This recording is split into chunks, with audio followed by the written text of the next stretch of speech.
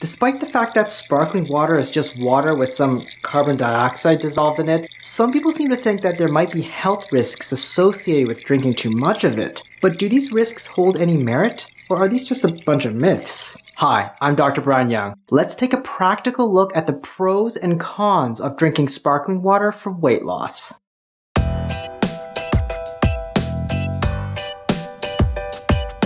First, let's get our definition straight. Carbonated water may all look the same, but there are subtle differences. A seltzer is just plain water that's been artificially carbonated. So devices that force carbonation into water like SodaStream or DrinkMate create seltzers. Club soda is kind of like a seltzer, but with added minerals on top. Sparkling water refers to spring water which naturally has some minerals, as well as some natural carbonation.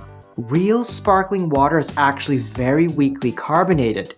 Nature just doesn't produce that much carbonation. So many commercial sparkling waters end up adding additional carbonation to it, because when we think of sparkling water, we really want it sparkling.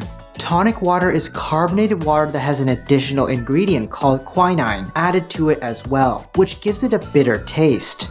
To simplify things, I'm going to disregard any additional flavorings when I talk about sparkling water. So this means I'm not going to consider tonic water to be a type of sparkling water. Also, the vast majority of commercially available sparkling waters in North America are artificially carbonated, regardless of the source. So the practical difference between seltzers, club sodas, and sparkling waters are somewhat minimal. So, for simplicity's sake, I'm going to refer to all these types of water as sparkling water. I apologize in advance to all the water connoisseurs out there.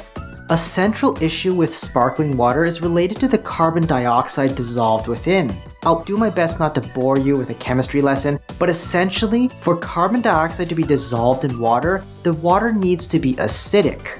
Heavily carbonated waters like club soda generally need to be more acidic to dissolve more carbon dioxide compared to their lighter carbonated waters like natural sparkling water. Because nearly all commercially available sparkling waters tend to be so heavily carbonated, if you're drinking sparkling water you got from the grocery store, chances are it's going to be pretty acidic. Sparkling water has a pH of approximately 4.5. It varies depending on the brand, with some flavored sparkling drinks reaching a pH of below 4, but some people suggest that this acidity could potentially cause some sort of acidification of our bodies. Well, the stomach acid your body produces is hundreds to thousands of times more acidic than sparkling water. Given that your body naturally produces around 1.5 liters of this super concentrated stomach acid a day, and you can see why drinking a bottle of sparkling water is not going to do much to the acidity of your body. However, the acidity could possibly harm tooth enamel over time and cause erosions and cavities.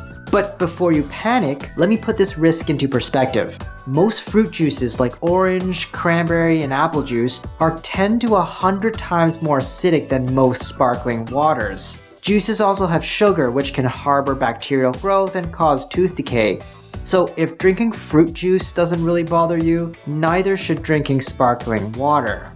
Another issue with sparkling water is related to the carbon dioxide gas it produces. Because most commercially available sparkling waters are so heavily carbonated, they tend to produce a lot of gas when consumed. As a result, it can cause the sensation of bloating as carbon dioxide gas is released into your digestive system. The gas is going to be either harmlessly burped out or farted out, since the carbon dioxide is not going to be absorbed into our bloodstream or anything. However, the gas can cause discomfort as it passes through your digestive system.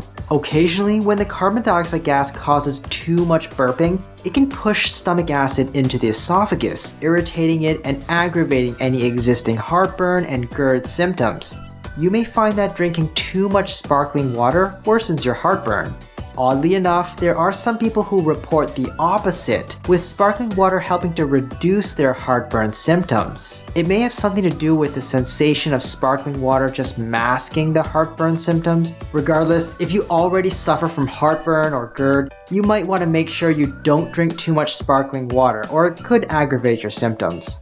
Carbonated beverages in general are sometimes blamed for triggering irritable bowel syndrome. While this may be true for carbonated beverages like pop, soda, or other artificially flavored carbonated drinks, sparkling water by itself is unlikely to trigger IBS or cause diarrhea. However, like we said before, the production of carbon dioxide gas can aggravate any symptoms of bloating and create gas, which you may already be feeling if you suffer from IBS.